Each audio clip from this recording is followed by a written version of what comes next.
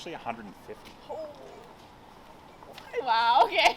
No wonder people aren't getting Damn. help, man. Right? I've been treating mental illness for 25 years, and my perception of it has changed over the course of my career. I used to think when I was a fledgling medical doctor that it was biological and that it was a chemical imbalance, and that was the mode at the time in the early 90s to treat it as a chemical imbalance with medication.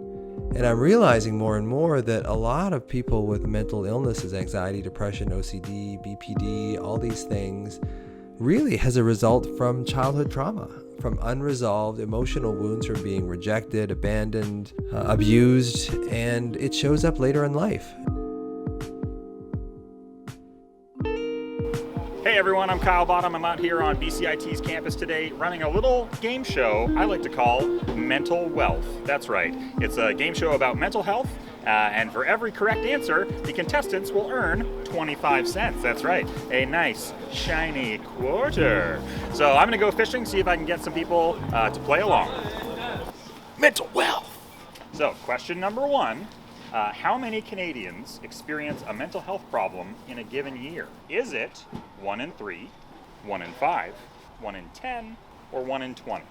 I'm glad this is multiple choice. 1 in 5. You are 100% correct. It is 1 in 5, so you can go ahead and take that right there. That's 20% of Canadians. That's more than the percentage of people that have blue eyes. Question number two.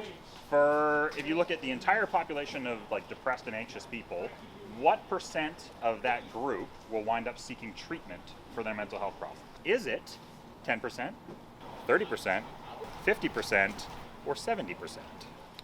I read this somewhere.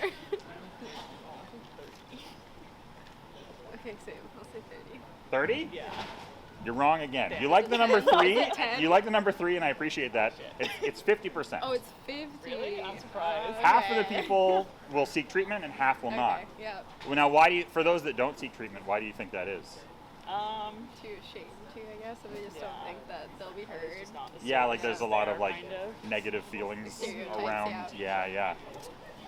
Great answers. Both wrong, but very great.